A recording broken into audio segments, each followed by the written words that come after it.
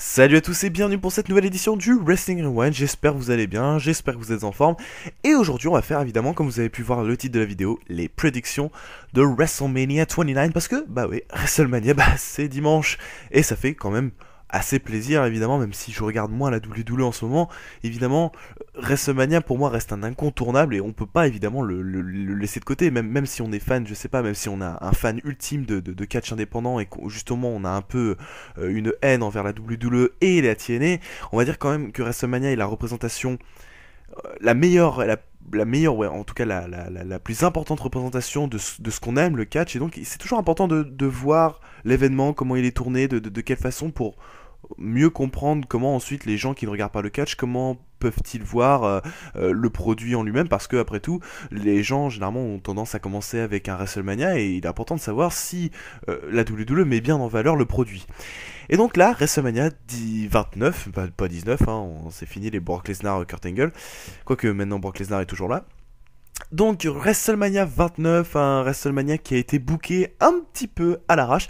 Ce qui est marrant en fait, c'est que je regardais donc, je regardais, c'était quand, donc il y a quelques jours sur Facebook, et les gens avaient l'air un peu plus, comment dire, passionné par la carte de WrestleMania 28 plus que la carte de WrestleMania 20, enfin non, plus passionné par la carte de WrestleMania 29 que la carte de WrestleMania 28. Ce qui est quand même assez bizarre parce que moi personnellement, j'étais plus emballé par la carte de WrestleMania 28 à l'époque. J'avais cette sensation là parce que après tout, le Rock Cena c'était la première fois qu'on avait la confrontation. Le Triple H Undertaker en Hell in a Cell ça faisait baver.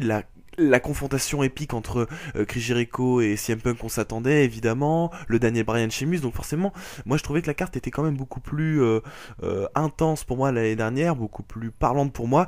Cette année on a quand même deux rematchs, hein, évidemment le Rock Cena, ça vous le savez bien, le Brock Lesnar Triple H aussi, le rematch de SummerSlam. On a un petit peu un repeat d'un match 3 contre 3, puisque donc The Shield affrontera Big Show, Randy Orton et Sheamus. On a eu un peu le même type de match à Elimination Chamber, j'ai pas trop compris pourquoi. J'espère qu'enfin on va arriver à... Enfin, j'en reparlerai tout à l'heure, sinon je vais vous spoiler tout le truc. Donc c'est une carte pour moi un peu moins alléchante que celle de l'année dernière, moi je le cache pas. Surtout que j'ai un gros regret, je vous l'avouerai, hein. Donc comme vous pouvez le voir c'est des prédictions, mais j'y vais un peu de ma sauce, hein, évidemment. Je tiens moins à faire maintenant de l'analyse genre de mecs qui se la jouent en faisant des analyses très poussées, machin. Sur ce coup-là, WrestleMania, j'ai envie de me faire plaisir, j'ai envie de vous faire plaisir, j'ai envie simplement de donner mes sentiments sur la carte. Et donc je vous parlais... De quoi est-ce que je vous parlais de... Ah oui, donc du hype, en quelque sorte, donc on va dire la mise en valeur de l'événement avant l'événement lui-même.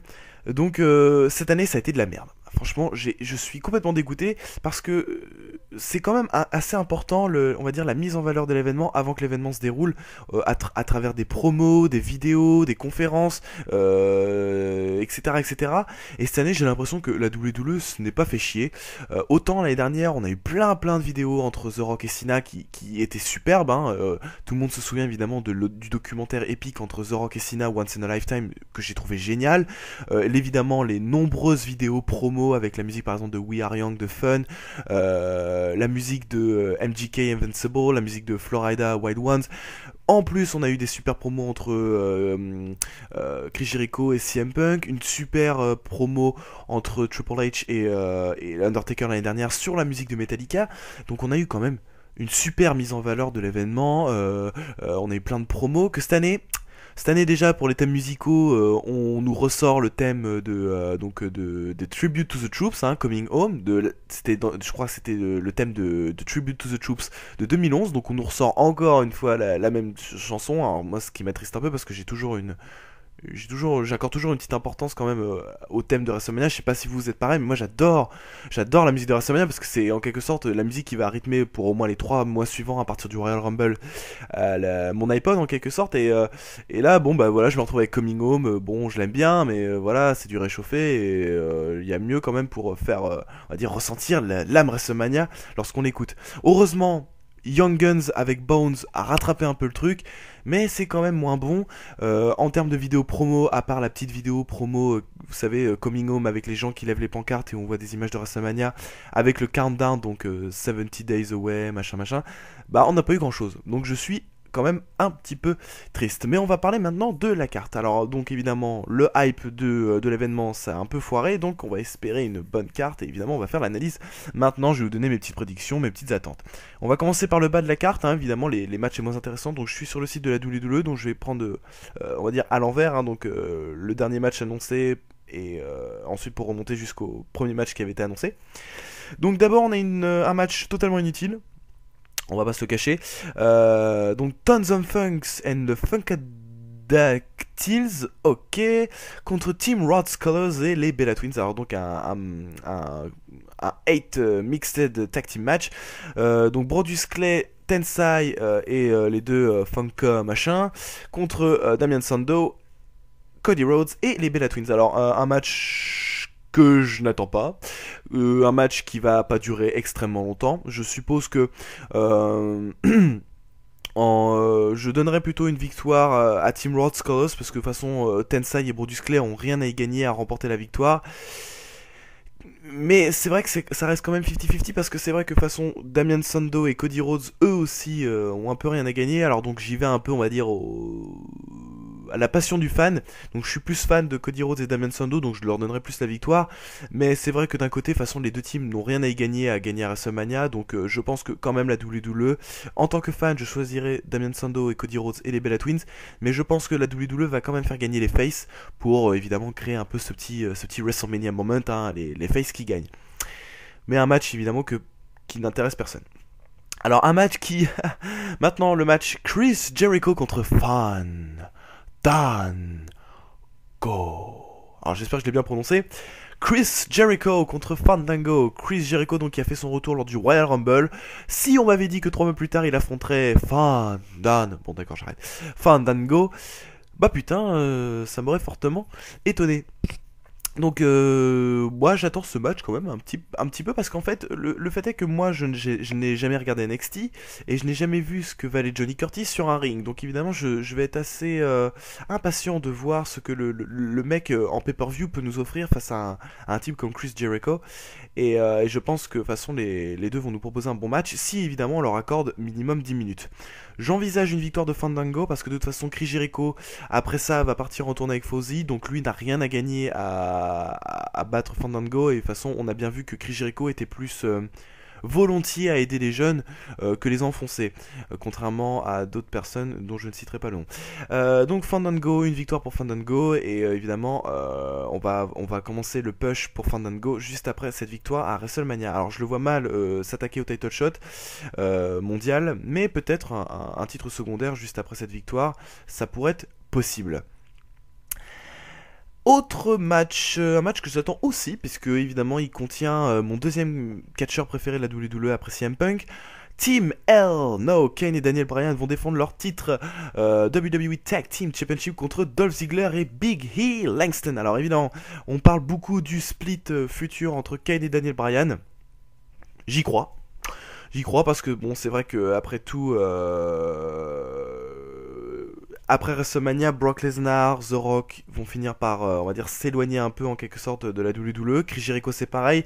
Donc je pense que la WWE va splitter la team de Kane et Daniel Bryan. Pour ensuite, on va dire, avoir quand même deux grosses personnalités. Et donc ça permettrait d'avoir les titres par équipe pour Big E Langston et Dolph Ziggler. Comment dire ?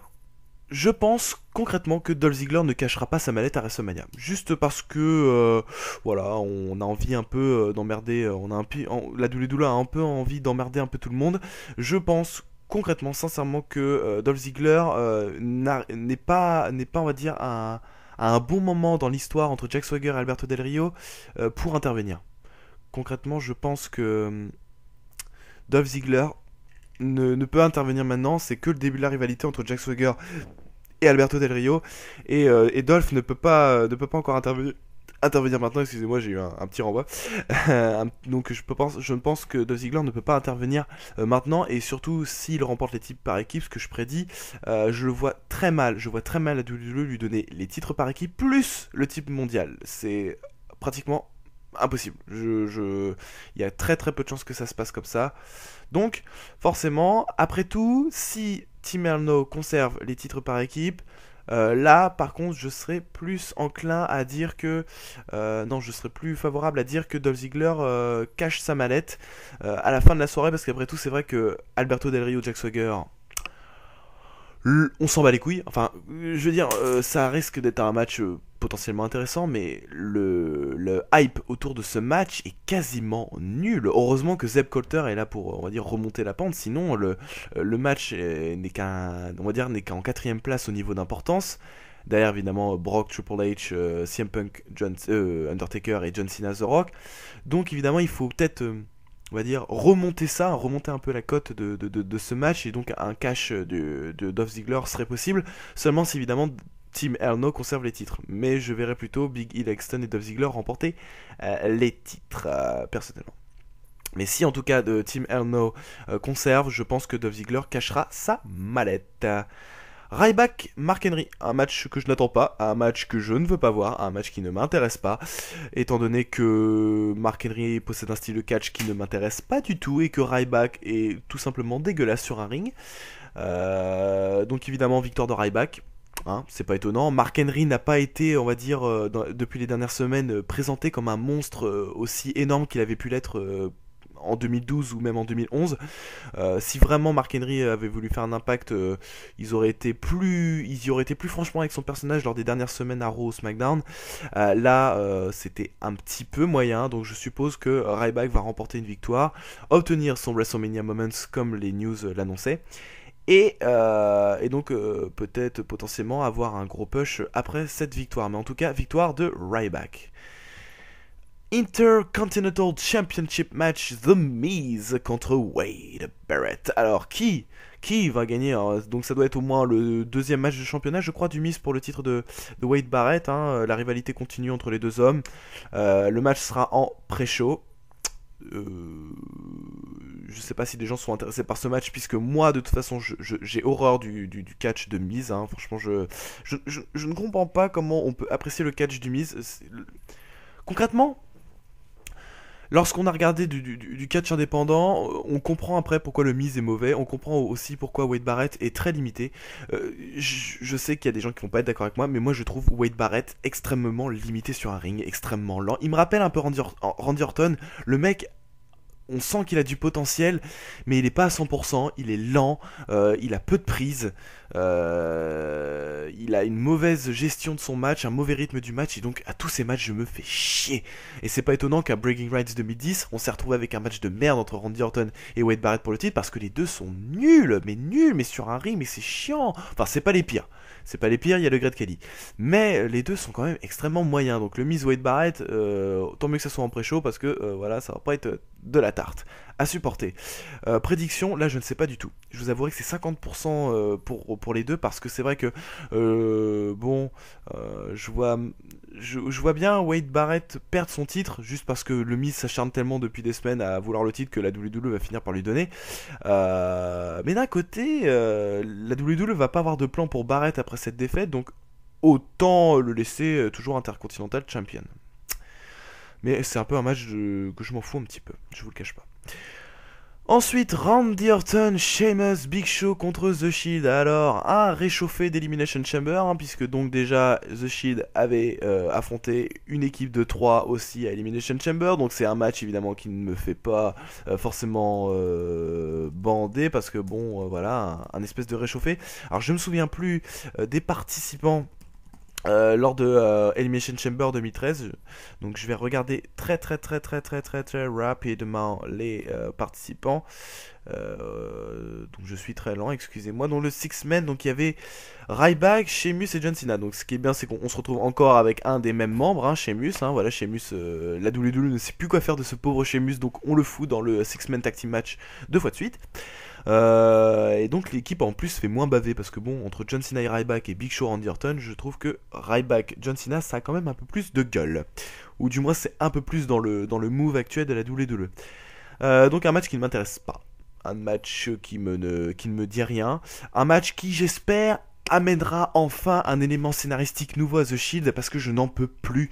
Je vous jure, je ne supporte plus de voir The Shield faire tout le temps la même chose, faire tout le temps la même promo chaque semaine, faire tout le temps le même discours, les mêmes attaques, le même type d'attaque depuis des semaines, des mois même, hein, puisque ça a commencé au Survivor Series et depuis on a toujours eu des interventions pendant des matchs et des discours sur la justice.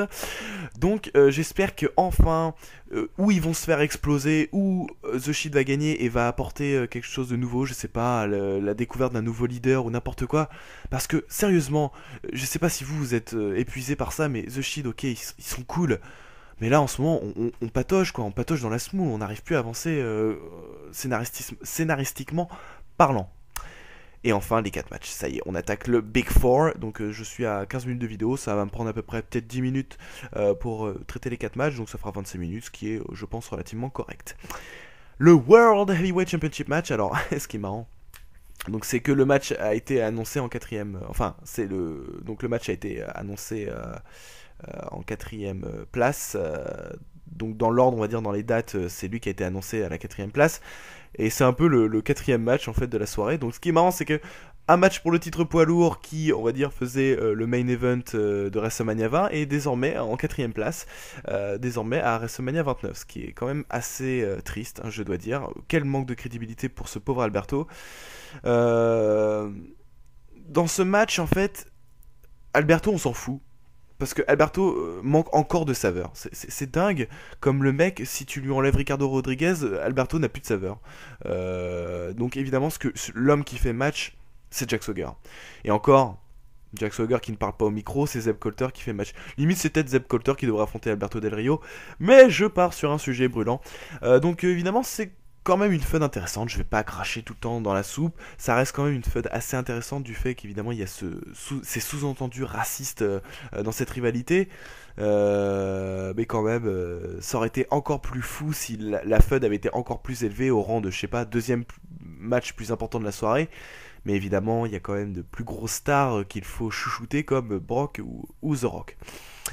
Donc un match, pour ce qui est des vainqueurs, Alberto, Jack Swagger, je pense à une victoire d'Alberto. Hein. Alberto va conserver le titre parce que, comme je l'avais pu le dire à WrestleMania 28, c'est ça, il y a une certaine tendance donc à chaque WrestleMania à voir un titre mondial changer de main et un titre mondial rester dans les mains.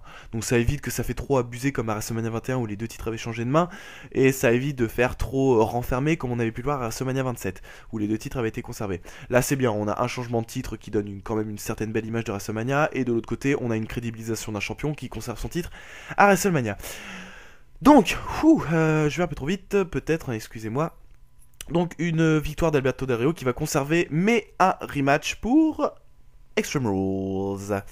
Triple H, Brock Lesnar, un No Holds Barred. Si Triple H gagne ce match, il ne connaîtra pas la retraite, mais par contre si Brock Lesnar gagne, évidemment, c'est la retraite pour Papy Triple H. Alors, j'ai vu une remarque sur Facebook très intéressante, c'est de toute façon, pourquoi mettre la carrière en jeu de Triple H, pourquoi mettre en jeu la carrière de Triple H alors que le mec déjà est absent pratiquement toute l'année et revient pour lutter un match. Enfin, bref, je m'envole, je me déploie. Moi, je pense que si la WWE a rajouté la stipulation de Triple H must retire, c'est tout simplement parce que elle voulait juste mettre un peu plus de hype dans le match. C'est tout.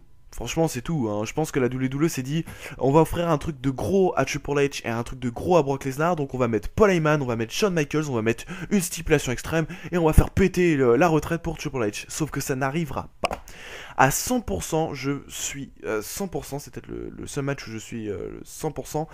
Avec le main event. À 100% pour... donc je ne suis pas pour, mais à 100% je pense que Triple H va gagner parce que je continue de croire que Triple H n'a pas l'ego assez, on va dire... non, Triple H a un ego assez surdimensionné pour demander une victoire à WrestleMania. Surtout que déjà, c'est un putain de miracle, entre guillemets, il a gagné, Brock Lesnar a gagné à SummerSlam, ce qui est quand même un miracle, puisque tout le monde s'attendait à une victoire de Triple H. Donc évidemment la victoire de Brock Lesnar n'a servi que à la future on va dire branlée qui va se prendre à WrestleMania donc lors de ce dimanche. Donc victoire de Triple H qui va pouvoir venger Stephanie, Vince et blablabla, et Shawn Michaels et toutes ces conneries. Et comme ça, Triple H aura un nouveau WrestleMania Moments à se mettre sous la dent. Parce que je pense que concrètement, Triple H est encore en pleine forme et c'est pas le moment pour lui de prendre sa retraite. Et puis Brock Lesnar, de toute façon, je pense qu'en partie il fait ça un peu pour l'argent, plus que le Rock qui, je pense, le fait quand même un petit peu par passion. Je pense que Brock Lesnar le fait un petit peu pour le pognon.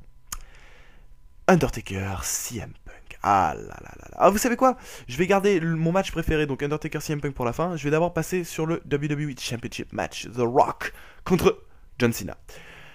Et là, à 100%, je suis optimiste sur une victoire de John Cena. Bah oui, parce que bon, si vous regardez les dernières promos, rédemption d'un côté contre talent de l'autre. Hein. Greatness versus Redemption. Greatness, ça veut dire à peu près talent, on s'en bat les couilles.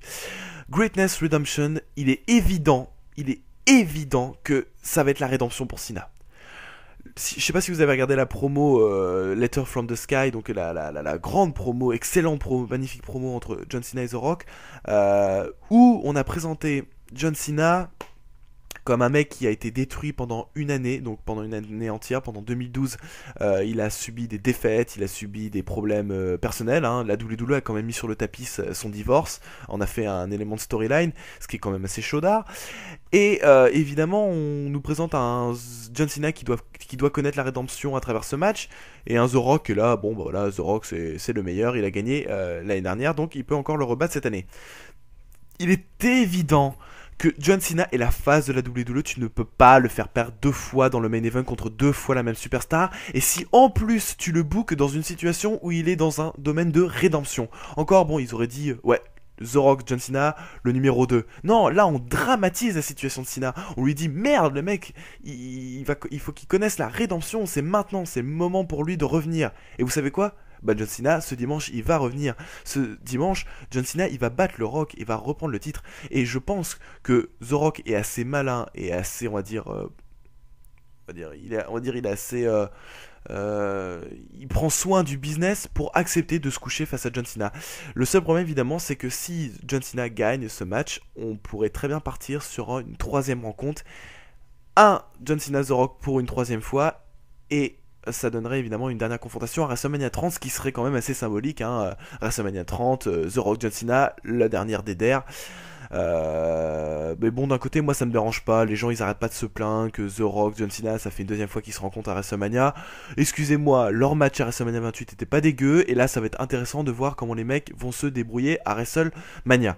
S'ils sont capables, on va dire, de relancer la barre en quelque sorte. Et proposer un match meilleur qu'il n'a été à WrestleMania 28. Donc, grosse victoire de John Cena, qui va connaître la rédemption dans le main event et qui va surtout faire huer une tonne de personnes à New Jersey dans le MetLife Stadium. Et enfin, le match. Ah, le match suprême. Undertaker, CM Punk. En tant que marque de CM Punk, c'est pour moi une grosse fierté de voir qu'en fait le type a quand même perdu son titre pour ensuite pouvoir affronter l'Undertaker. Et là, ceux qui me suivent sur Facebook, d'ailleurs vous pouvez me suivre et m'ajouter sur Facebook si vous désirez discuter avec moi. Vous me cherchez, je m'appelle donc sur Facebook Adawe Tozawa, donc HADDAWAY espace Tozawa Tozawa, donc Adawe Tozawa, Adawe comme le chanteur de What is Love. Adawe Tozawa, vous pouvez m'ajouter, venir discuter catch avec moi, il n'y a pas de souci. Et donc, vous avez évidemment remarqué, ceux qui me suivent sur Facebook, que je suis un énorme marque de CM Punk et que depuis quelques semaines, je crois fortement à une victoire de CM Punk. Le fait est que, en fait, bon, fidèle à mon marquisme, évidemment, je soutiens CM Punk jusqu'au bout, mais je suis à 55-45 pour, en termes de pourcentage de victoire, 55-45 pour l'Undertaker. Pourquoi ? Parce que je ne pense pas que la WWE a les couilles de faire gagner CM Punk et on va dire le faire monter d'un cran au-dessus en termes de push. Parce que c'est comme ce que j'en ai parlé, ça va être de la répétition pour certaines personnes, mais d'autres n'ont pas lu cette thèse. Le fait est que l'homme qui va avoir la chance de battre l'Undertaker, si quelqu'un évidemment a la chance un jour de battre l'Undertaker, va subir sûrement le plus gros push de l'histoire de la WWE. Parce qu'un mec qui évidemment bat l'Undertaker et brise la streak de WrestleMania, il est impossible, mais alors impossible que la WWE ensuite lui fasse un petit push entre guillemets et ensuite le laisse tomber dans les oubliettes. C'est impossible. C'est pas possible. Le mec qui va gagner à WrestleMania et briser la streak de l'Undertaker va forcément devenir un des nouveaux visages de la WWE, si ce n'est un des plus gros en compagnie, je ne sais pas, Triple H, John Cena, etc. etc. C'est un fait, c'est indéniable. Et donc, est-ce que la WWE va-t-elle avoir les couilles de ériger CM Punk en tant que méga superstar? On pourrait dire oui, potentiellement oui, parce qu'après tout, le mec a été champion pendant 1 an, il a obtenu des grosses victoires sur des gros catcheurs, comme John Cena, comme Chris Jericho, et donc on pourrait se dire, c'est la suite logique, bon, il perd le titre, mais il bat l'Undertaker, et là, s'envole vers les étoiles. Donc, grosse hésitation, quand même. C'est quand même 55-45, je pense quand même que l'Undertaker est assez cheaté pour regagner encore une nouvelle victoire et avoir un nouveau match. Donc c'est très difficile pour moi de pronostiquer un match comme ça. L'Undertaker a 5% de chance de plus selon moi, mais c'est vraiment lorsque je sais que lorsque le stream live de WrestleMania se lancera devant mes yeux, devant l'écran, lorsque le match commencera entre CM Punk et Undertaker, évidemment, j'oublierai les pourcentages et je serai à fond derrière CM Punk. Et d'un côté, ça fait pas plus de mal de temps à autre d'être à fond derrière son catcheur préféré et se battre, enfin, être fier pour lui et être fier de pouvoir, on va dire, le supporter, quoi. C'est normal. Donc j'espère une victoire forcément de CM Punk, même si je donne à 5% à peine de plus une victoire de l'Undertaker. Voilà, donc c'est la fin de mes prédictions pour WrestleMania 29. Évidemment, vu que je le regarderai en live, je vous proposerai une petite review le lendemain dans la journée de ce show qui s'annonce épique. Et puis donc voilà, j'essaierai de faire d'autres reviews. Évidemment, je continuerai mes reviews de PWG. Le prochain show, ça sera All Star Weekend Night 1 et Night 2 hein, et je ferai évidemment la review. Je ferai peut-être aussi la review de Evolve 18 que j'ai regardé il n'y a pas si longtemps que ça. Je ne fais plus les reviews de Raw hein, parce que je ne les regarde plus en live. J'ai plus vraiment le courage de regarder Raw en live, ni les SmackDown d'ailleurs. Donc vous m'excuserez évidemment de ne pas pouvoir répondre à cette demande, mais d'un côté c'est tant mieux hein, ça fait moins de vidéos et ça, on va dire, ça me permet de plus me lâcher lorsque je fais des vidéos. Voilà, donc c'est tout pour cette partie prédiction. On se retrouvera lundi pour la review de WWE WrestleMania 29. En attendant, j'espère que vous passerez un bon moment. J'espère que vous le regarderez en live. Sinon, il faudra attendre le lendemain et les vidéos sur le net. Et en tout cas, si vous le regardez en live tout comme moi, j'espère qu'on passera un excellent moment. Donc, en tout cas, merci à tous. On se retrouve lundi pour la review de WrestleMania 29. Amusez-vous bien pour WrestleMania. J'espère qu'il y a un match qui vous fait plaisir, ou sinon vous vomissez sur la carte qui moi je trouvais quand même relativement correcte. Et évidemment, allez, CM Punk, tu peux le faire. 21, tu peux le faire. Salut à tous et évidemment, le plus important, vive le catch. Salut à tous.